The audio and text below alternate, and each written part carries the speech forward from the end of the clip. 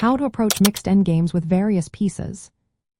When you find yourself in a mixed endgame, you may wonder how to navigate the complexities of different pieces on the board. Let's break down the approach you can take to handle these situations effectively. First, grasp the basics of endgame play. Your main goals should be to activate your king, target weak pawns, and create passed pawns whenever you can.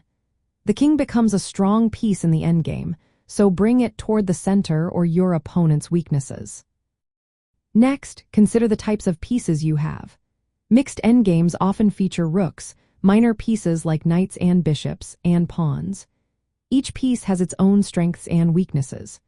Rooks excel on open files and can support passed pawns. Knights thrive when there are many pawns on the board, while bishops prefer open diagonals and positions where pawns are on the opposite color. A key principle is to activate all your pieces. In mixed endgames, you want your pieces to work together to control important squares and limit your opponent's options. For instance, a rook and a knight can coordinate to attack weak pawns or defend your own. A bishop and a rook can control long diagonals and open files effectively. Another important idea is the principle of two weaknesses. Instead of focusing on just one weakness in your opponent's position, aim to create a second target. This tactic makes it harder for your opponent to defend everything and increases your chances of winning. If you have a material advantage, focus on simplifying the position by trading pieces. However, be careful not to trade down to a drawn or lost endgame. For example, if you have an extra pawn, keep at least one rook or minor piece on the board to help promote your pawn. Practical applications include activating your king and pieces toward your opponent's weak pawns or the center of the board. Use your rooks to control open files and support your pawns.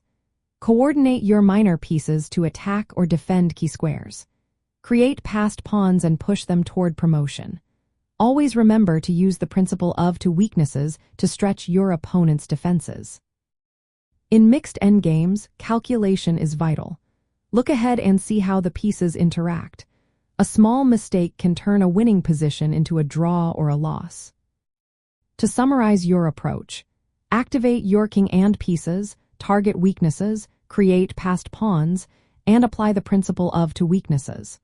Always calculate carefully and be aware of the specific strengths and weaknesses of your pieces.